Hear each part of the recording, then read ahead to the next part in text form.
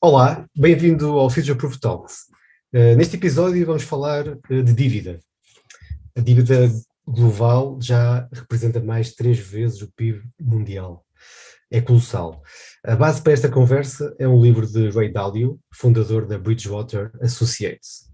O livro chama-se Big Debt Crisis e é uma compilação histórica de grandes crises financeiras. Como Ray Dalio faz questão de mencionar, aprende-se a antecipar o futuro estudando o passado. Vamos deixar o link para poderem fazer o download do livro, bem como de outras sugestões que faremos ao longo do episódio. Antes de arrancarmos com o tema, relembro que podem seguir-nos no Spotify, Apple ou Google Podcasts. Se estão no nosso canal de YouTube, aproveitem para subscrever e usar a secção de comentários para colocar dúvidas e até sugerir temas.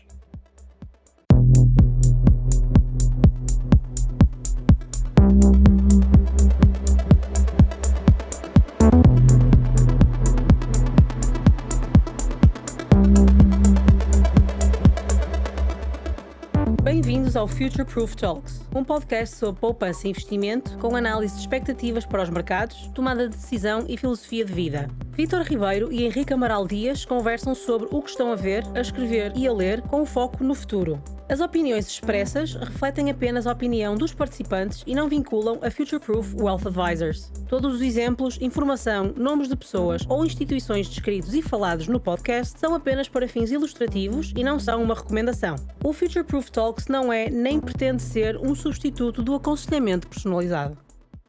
Para nos ajudar a explorar este livro e este tema da dívida e das crises de dívida, convidamos o José Carlos Tomás. O José Carlos esteve ligado ao mercado de capitais durante 25 anos, onde cumpriu diversas funções, desde a gestão de fundos de investimento, a corretagem e private equity. Depois foi cofundador de uma startup da área dos pagamentos, que já foi vendida, e agora, mais recentemente, continua a dedicar-se ao mercado de capitais e a projetos na área da intermediação de crédito. José Carlos, obrigado por teres aceitado o nosso convite, e começava por pedir-te um breve comentário ao livro e ao tema, deixando desde já uma questão. É bom ou mau termos dívida? A resposta é nenhum. Porquê? Porque depende de qual, não da dívida, não da quantidade da dívida, mas do seu fim. Por outras palavras, se a dívida for dívida utilizada para ativos reprodutivos, que vão gerar, por sua vez, cash flows, então Exato. É uma dívida virtuosa que irá gerar os rendimentos necessários para se pagar. Se a dívida for para consumo ou para maus investimentos, é autoexplicativo, é uma dívida má. Exatamente, é isso. E passando então ao livro, o que é que me tens a dizer? Eu começaria por fazer uma tradução um bocadinho literal do próprio, não literal, do próprio título do livro, que eu adaptei para Guia para lidar com as crises de endividamento excessivo na economia, as quais geram depressões em vez de recessões. Ou seja, isto quase explica de que é que o livro trata. Que tipo de crises são estas? São crises económicas e financeiras em que o nível de endividamento da economia é tal que os instrumentos de atuação normal da política monetária e da política fiscal, que são, regra geral, baixar as taxas de juros e aumentar um pouco a despesa pública, já não conseguem libertar a economia do ciclo descendente da atividade económica. Exato. Estas crises são diferentes das crises ligadas ao ciclo económico normal, aquele ciclo de curto prazo, porque a acumulação de dívida tem lugar ao longo de diversos ciclos económicos e, portanto, vão-se juntando para a libertação do período recessivo do ciclo económico anterior, vão-se juntando sucessivas camadas de dívida até que chega a uma determinada altura e a quantidade de dívida é avassaladora. E corre-se o risco de se entrar numa espiral depressiva, porque os cash flows que os agentes económicos conseguem ter acesso, quer através do próprio rendimento, quer através da contratação de mais empréstimos, para fazer face ao serviço da dívida anterior, já não chegam precisamente para pagar os juros da dívida existente e é para a amortização das prestações que se estão a vencer. Até porque, nesta altura, as entidades que fornecem crédito têm uma tendência patológica de desaparecerem do mercado, por um aumento desastroso da aversão a risco. E nesta altura, como toda a gente já mais ou menos está a adivinhar, é necessário intervir no mercado digamos, o fornecedor de endividamento de último recurso, não é? Que são os bancos centrais. E como é medido o valor deste endividamento? E como é que é medido no livro do Rei Dálio? É medido somando o endividamento total de 3 setores: os consumidores, as empresas e o setor público. Exato. E esse valor do endividamento é dividido pelo PIB. Porquê? Para relativizar Temos a um dívida, rácio, não é? para relativizar a dívida relativamente aos cash flows que têm de fazer face.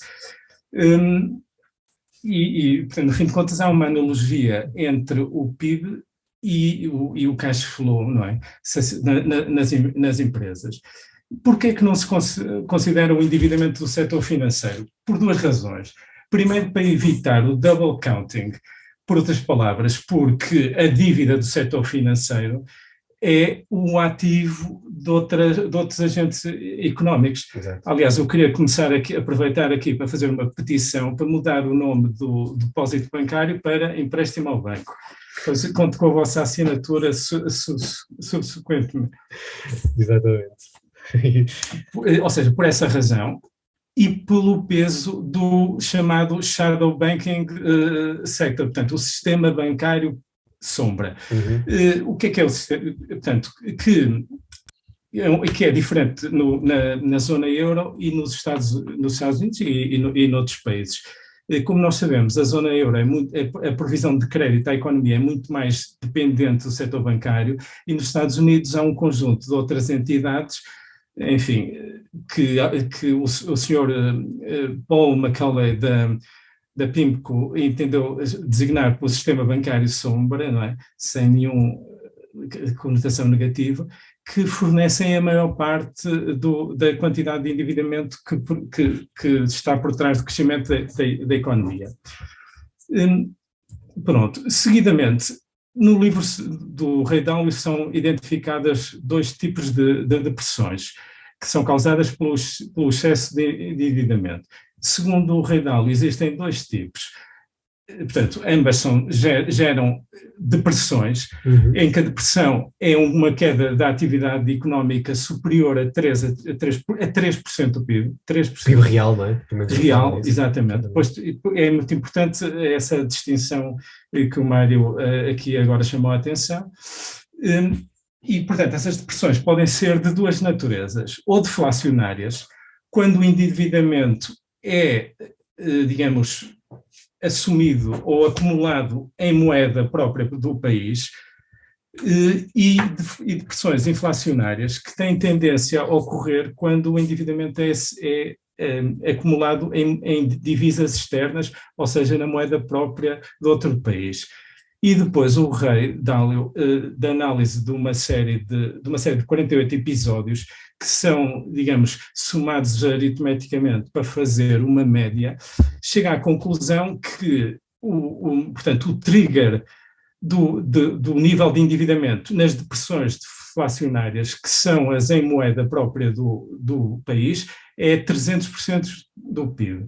E o trigger das depressões inflacionárias em moeda externa, não é? Exato. É 50% do PIB. Bem.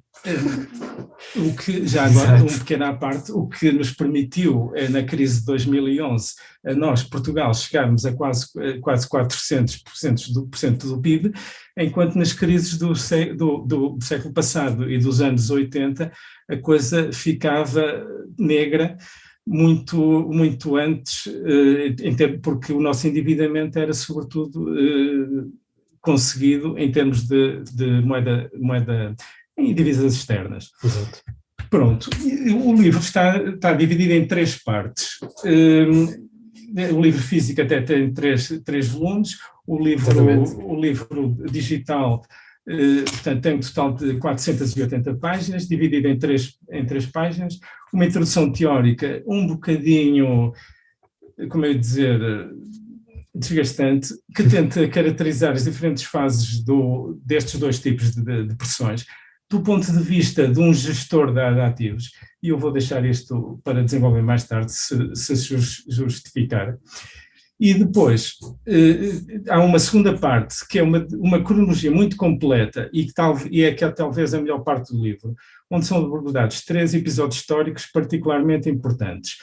O primeiro, por ordem cronológica e por ordem que aparece no livro digital, é a crise da dívida e hiperinflação na Alemanha entre 1918 e 1924. O segundo é a Grande Depressão dos Estados Unidos entre 1928 e 1937. E o terceiro é a chamada a crise financeira global, a Grande Recessão, que teve origem, é mais recente, e que ocorreu entre 2007 e 2011, ou 2013, consoante, enfim, os países. Exato, na Europa foi mais tarde, não é? Acaba por ser um bocadinho mais tarde. Houve a crise das dívidas soberanas da zona euro e portanto, prolongou-se até também 2013. é estudado no livro, na parte 3, não é? Tem alguns exemplos. Exatamente. E depois, finalmente, no livro, o livro tem uma análise com uma série de gráficos de 48 episódios, que ele chama Case Studies, de pressões deflacionárias, que são 21, e de pressões inflacionárias, que são 27, de onde ele tira, digamos, o tal ciclo médio que descreve, ou que tenta caracterizar de forma teórica exaustiva na primeira fase do livro. Eu diria só uma coisa para acabar, que é, este livro é de 2018, portanto, isto também é um documento publicitário da Bridgewater, claro. Porque digamos, o documento que dá origem a este livro é inicialmente publicada num livro da Research Foundation do CFA Institute, chamado Insights into the Global Financial Crisis, onde ele é um dos 15 autores e consegue explicar isto mais ou menos, que explica aqui em 480 páginas, em 16. E, portanto, eu aconselho sinceramente quem tiver mais apertado de tempo a tentar encontrar esse tratado mais pequeno. Sim, até porque é um documento mais histórico, não é? E repara, ele tem sempre, aliás, ele durante o livro até faz bastantes comentários ao Bridgewater's Daily Observations, não é? Que coloca lá nas próprias páginas, portanto é de facto um documento quase publicitário. Henrique, queria dar-te agora a palavra e tentares aqui os comentários. Em primeiro lugar, boa tarde ao Zé Carlos e obrigado por teres aceito o convite, e a ti, Vítor. Palavras para aqui depois desta introdução. Exato, exaustiva, não é? Explicação exaustiva, mas sintética, de um livro que tem a sua complexidade, sobretudo para quem não domina os princípios de macroeconomia, não é? Os princípios básicos. Há questões que são veras complexas, que ele tenta... veras complexas e ainda misteriosas para, não sei se para ele, mas pelo menos para a maior parte dos economistas que se dedicam aos business cycles. É verdade. Portanto, não é um livro para iniciados propriamente nestas matérias, ou pelo menos obrigará a quem não esteja habituado a este tipo de método de análise da economia, obrigará a um conjunto de leituras prévias, ainda que relativamente rudimentares. Ora bem, o que é que eu tenho a dizer sobre o livro? Sobre a parte, digamos, teórica do livro. O livro, de facto, faz essa distinção entre depressões deflacionárias e depressões inflacionárias. Essa distinção é muito importante. Explica o mecanismo da criação da bolha, ou seja, tanto num contexto como no outro, que são muito parecidos, não é? As fases, não é? A grande diferença que ele estabelece tem a ver com o facto das pressões deflacionárias de poderes controlar a dívida da tua própria moeda, e nas inflacionárias uma parte significativa da dívida e dos fluxos de capital estarem em moeda estrangeira.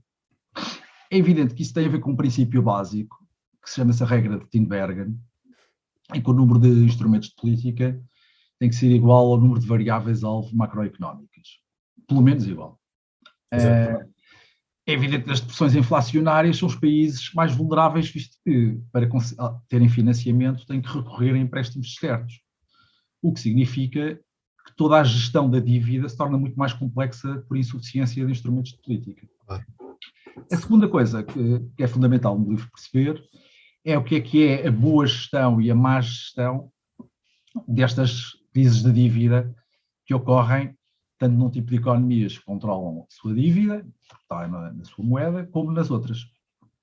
E aí acho que o Dálio faz uma análise exaustiva e muito interessante, contrapondo sempre no final, mais ou menos no final, de cada tipo de depressão, aquilo que são as boas políticas e as más políticas. Acho que quem ler o livro depois deve focar-se substancialmente nisso, até para perceber, para quem estiver a analisar, seja quais forem os motivos, se as entidades, autoridades estatais, estão ou não estão a gerir bem o ciclo económico, nomeadamente os bancos centrais e os governos.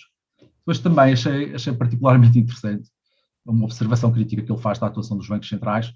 Muitas vezes estão focados, o que é verdade, aliás basta olhar para os estatutos do Banco Central Europeu, na inflação, no caso da FED, na inflação e no crescimento, em vez de estarem mais focados na prevenção deste tipo de crises, ou seja, na criação de bolhas que inevitavelmente depois vão rebentar. É um ponto muito importante. É um ponto muito importante.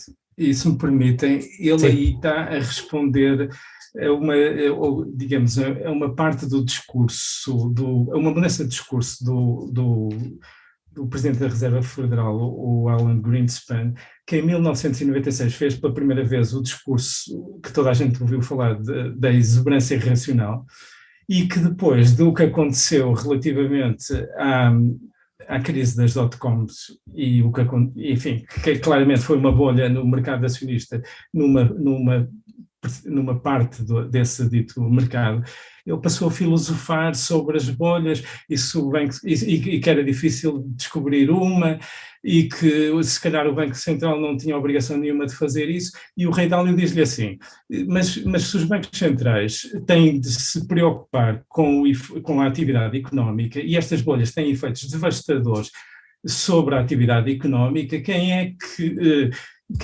porque é que não devemos preocupar com elas? E se não são os bancos, ou seja, e se não são os bancos centrais, não é? Ou devemos preocupar com elas, mas não são os bancos centrais, então quem é? E, portanto, isto é uma espécie de resposta a essa mudança de discurso que ocorreu, enfim, há cerca de 20 anos. Sim, e há aquela célebre, a Fed Put, não é? Que basicamente a Fed está sempre ali para salvar os mercados, né? E há sempre aquela sensação, e quase que em cada crise sabemos que eles vão estar ali para nos salvar ou salvar o mercado. Portanto, isso não pode ser assim porque cria círculos viciosos. Aliás, uma das coisas que o Rei Dálio fala no livro é mesmo isso. É o círculo vicioso que estas depressões criam. E já agora, só para deixar um comentário introdutório, ele refere aqui, também queria o vosso comentário a isto, refere aqui que muitas vezes, depois de ter estudado todos esses casos, que acabou por chegar à conclusão que as crises de dívidas são inevitáveis, ou seja, são muito poucos países é que evitaram estas crises. Parece quase uma fatalidade.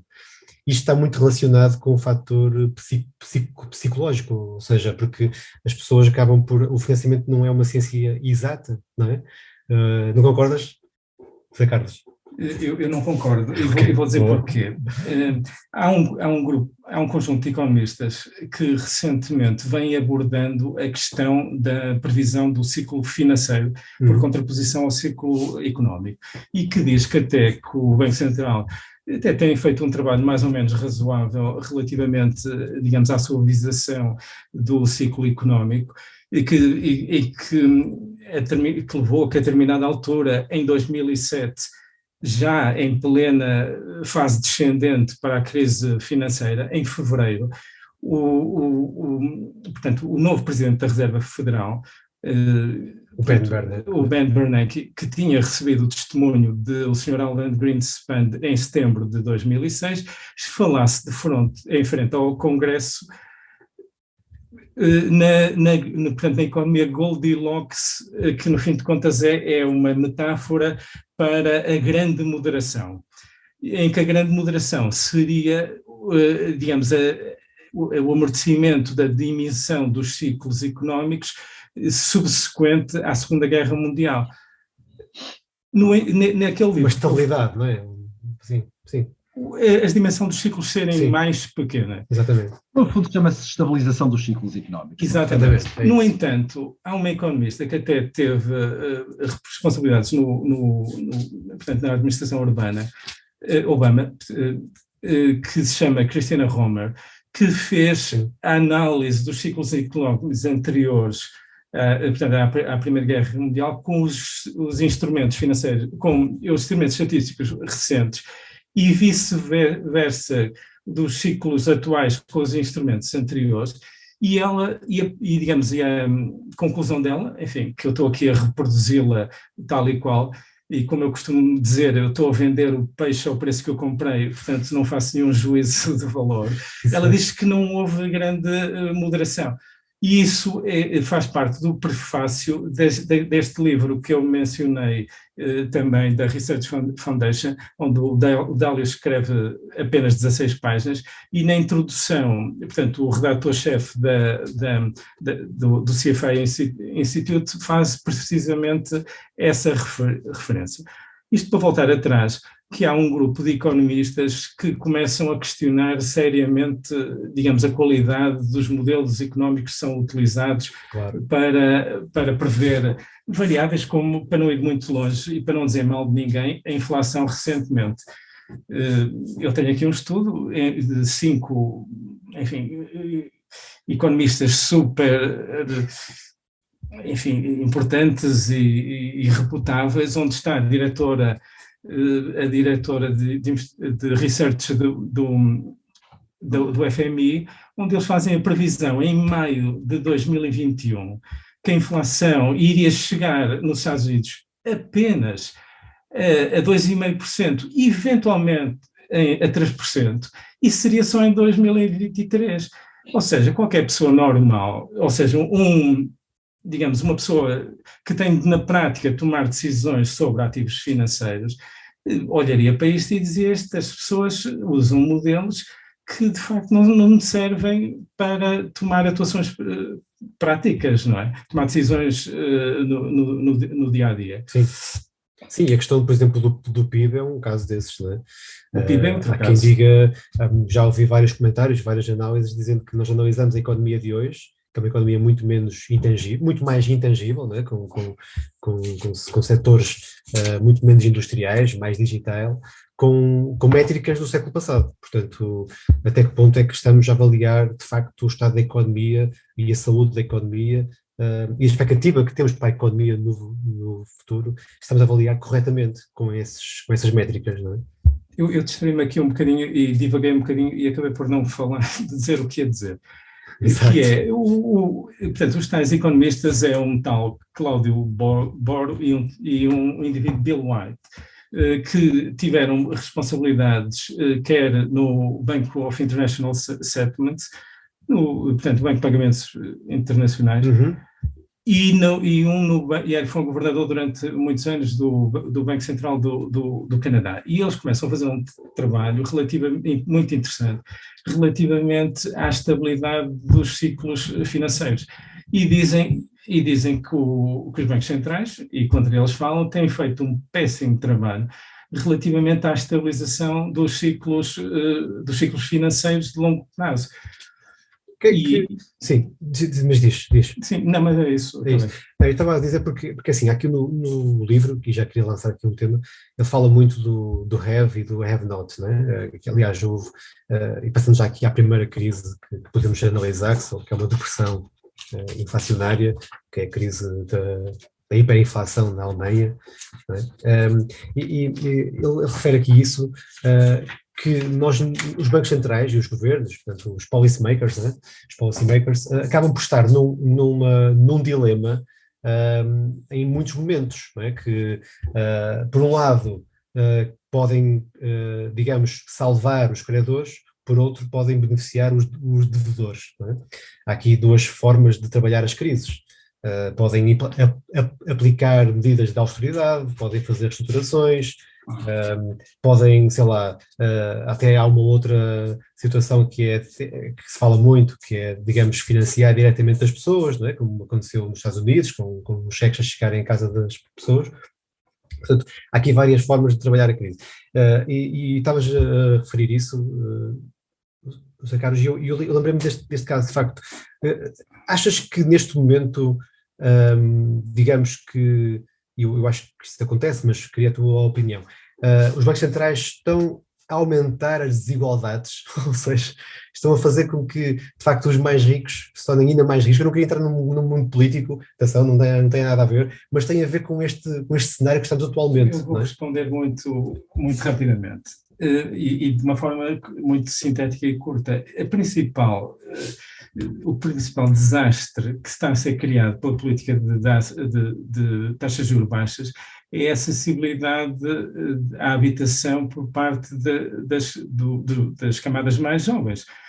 Isso é evidente e, portanto, eu podia falar aqui o dia todo sobre o assunto, porque é agora uma temática que eu acompanho muito, mas eu acho que a situação é autoexplicativa, não é? Portanto, a casa, na maior parte portanto, dos agregados familiares, é a principal riqueza, a principal concentração de riqueza entre o valor da casa e deduzida do valor do crédito que ainda está para pagar, não é? Tem tido valorizações significativas, o que é ótimo para as pessoas que têm em casa e é péssimo para as pessoas que querem comprar uma, não é? Claro. Nem é preciso ir muito mais longe, já nem precisamos de ir para aquele conjunto de privilegiados que num país como Portugal conseguem investir em ações. Exatamente. Certo, e isso tem-se exponenciado. Aliás, eu tinha uma pequena anedota. Eu agora costumo contar que nos tempos em que estava na gestão de ativos, tratava dos problemas daqueles 5% de pessoas que precisavam de ideias para investir, e agora trato dos 95% das pessoas que precisam de crédito para comprar coisas. Exato. É uma mudança de paradigma. Se bem que, de facto, o que se nota é que esses ciclos, portanto, entre essa desigualdade, também houve momentos em que se esbateu, não é? Portanto, e temos que concordar também com isso, não é? Valio, aliás, fala nisso, ele diz exatamente. 0,1% da população mais ricos chegam a ter 90% da riqueza dos outros, dos mais pobres. Precisamente. Há um acentuar claro das desigualdades. Essa matéria não sei se tem origem apenas na política do Banco Central, com certeza que não. Tem muito a ver com o gap de qualificações entre os muito qualificados e os menos qualificados, o que tem feito isso claramente desde a década de 70, tem feito acentuar a divergência remuneratória, por um lado, e por outro lado, por um quadro de desregulação, que eu penso que é importante frisar não só nesse âmbito, do setor financeiro e não só, que tem vindo a permitir, obviamente, que os mais ricos explorem todas as oportunidades que o sistema oferece. É importante perceber que no New Deal, no Roosevelt, foi aprovado o Glass-Steagall Act, que proibia uma série de coisas, não é? Desde restrições das taxas de juros, à separação completa entre a banca de crédito de investimento e os bancos de investimento e por aí fora. E que desde o final da década de 70, com o Reagan, depois com o Bush, depois com o Clinton ainda mais, se calhar, houve uma desregulação progressiva do sistema financeiro. A vários níveis, eu não vou estar a entrar aqui em pormenores, mas, digamos, culminou com a fusão de grandes bancos do Big to Fail, ou seja, tornaram-se, porque o Dalio fala de que é preciso ter aqui um aspecto seletivo, e desde logo isso é discriminatório, entre as instituições que são sistemicamente fundamentais e aquelas que não são, e portanto aquelas que são sistemicamente fundamentais é preciso, de alguma maneira, preservá-las, e aquelas que não são, ou seja, e estaríamos a incluir, obviamente, as pequenas e médias empresas e a classe média, uma classe média relativamente abastada ou não, isso agora depende dos critérios, essas seriam, digamos, os cordeiros sacrificiais. Obviamente que essa fusão foi entre o Citigroup e o Travelers, já não sei, o José Carlos saberá isso melhor, foi uma mega fusão. E quem aboliu a distinção entre a banca comercial e a banca de investimento foi o Robert Rubin, se não me falha a memória. O Robert Rubin, o secretário de Tesouro, que depois foi para presidente do Citigroup e que presidiu, digamos, uma destruição massiva do valor da cotação da empresa. Ou seja, eu tenho algumas... Ele ficou rico no processo. Isto é um processo complexo, não é? Em que, não sei se alguns economistas, não fui averiguar isso, mas no sentido da causalidade, que é o poder político e mesmo o poder judicial, porque houve decisões, por exemplo, do Supremo Tribunal de Justiça nos Estados Unidos que influenciaram a desregular todo o sistema, desde logo permitindo, por exemplo, que os bancos cobrassem taxas de juros diferentes dos estados onde estavam a conceder crédito, como, por exemplo, o caso paradigmático do Delaware, por coincidência, o estado do presidente Biden, atualmente, ou não? E isso foi decidido pelos tribunais, foi permitido, portanto não há aqui uma causalidade no sentido do poder político e poder judicial para a desregulação e, portanto, para o eclodir deste tipo de crises, nomeadamente as crises financeiras mais recentes. Exato. Dos anos 80, o Savings and Loans Association, que foi uma crise muito complexa e que foi mais ou menos resolvida porque os critérios contabilísticos não eram tão apertados como eram hoje, não faziam market to market, depois a seguir já não foi bem assim. Depois a crise das dot-com, que o Zé Carlos e bem falou, que tem uma natureza um bocadinho diferente. Porque mais setorial. É mais setorial. Mas isso é o que o Dowling também fala um pouco nisso, ele diz que a origem das crises não tem que ser uma origem transversal à economia, às vezes há pequenos fenómenos que podem fazer com que as crises, digamos, ocorram, e de uma forma mais em dominó do que propriamente que fosse espalhada a todo o sistema. Aliás, a análise que ele faz, por exemplo, da República de Weimar, 1918-1924, que o Zé também já falou, tem muito a ver com as reparações de guerra, tem a ver com a questão da Primeira Guerra Mundial e das pesadas reparações que foram exigidas à Alemanha. Sim. Por justiça, deixa-me só dizer, por justiça, há um livro fundamental, e esse é um livro que eu penso, não diria que tem um caráter panfletário, mas tem uma acessibilidade diferente, não é preciso ser um economista, nem ser um gestor de fundos, nem nada disso, que é The Economic Consequences of the Peace, do Keynes, que é um livro de 1919, em que ele prevê exatamente o que se vai passar, não só na Alemanha, mas até a emergência de um regime autocrático na própria Alemanha. Exatamente. Ele fazia parte da delegação de Versalhes, do Tratado de Versalhes. Ele abandonou essa delegação em protesto contra a política, obviamente, de retaliação que os franceses estavam a impor e da neutralidade dos Estados Unidos relativamente a essa posição dos franceses. E, portanto, é um livro que explica bem, de facto, muitas vezes o poder político tem uma influência muito significativa sobre aquilo que se vai seguir na economia. Sim. Por outro lado, também há, obviamente, que não se pode ignorar que aqueles que beneficiam mais da criação dessas bolhas, não é? Não são os newcomers, não é? Os latecomers, não é como ele diz, não é? Aqueles que chegam tarde ao mercado, não é? Exatamente. E que ajudam, digamos, ela a inflacionar um bocadinho mais até explodir, não é? Mas que obviamente se aproveitam e têm rentabilidades fabulosas e que depois, como se costuma dizer, põem-se na alheta, põem-se ao fresco, não é? Exatamente, aproveitam esses momentos para precisamente... Isto não tem nada a ver com política, as perdas não são disseminadas de uma forma igualitária, nem antes, nem depois, nem mesmo quando os governos e os bancos centrais intervêm. Eu, de qualquer maneira, gostaria de, digamos, fazer aqui 2 ou 3 acrescentos. Não foi só o Keynes que disse que se estavam a criar as condições para uma nova guerra. O próprio ministro da Guerra inglês, o Lord Kirchner, não sei se pronunciei bem, disse mesmo que naquele momento estavam a criar exatamente as condições para que houvesse daqui a uns tempos uma nova guerra na Europa. Relativamente à questão da igualitização, se é que este neologismo existe, basta pensar no seguinte: na Grande Depressão as ações caíram 90%, Portanto, necessariamente o 1%, não é? Quem tem ações foi basicamente erradicado da riqueza financeira. Depois há outro tipo de riqueza que é importante tomar em consideração e que explica o paradoxo, porque é que nós agora temos a melhor economia de sempre e nos últimos anos tiraram a maior quantidade de pessoas desde sempre da pobreza. Porquê? Porque o principal ativo financeiro que uma pessoa tem é a sua capacidade de trabalho. Ou seja, uma pessoa pode não ter ativo financeiro nenhum, zero, e mesmo assim, e umas contas que eu fiz para um português que esteja no salário mínimo e para além do salário mínimo, o que vai receber do Estado, segundo aquele novo estudo da Gulbenkian sobre a solidariedade intergeracional, digamos, o português médio no salário mínimo tem uma riqueza de 650 mil euros potencial quando está a entrar no mercado de trabalho. E se eu considerar apenas a riqueza como os ativos financeiros, não é? e imobiliários, o que seja, não é? E não considerar e comparar com o PIB, que é a produção de riqueza pela economia num único ano, Exato. Eu não estou a captar basicamente a forma como o capitalismo, disse o palavrão, está, digamos, a distribuir e a criar e a distribuir a riqueza pela sociedade.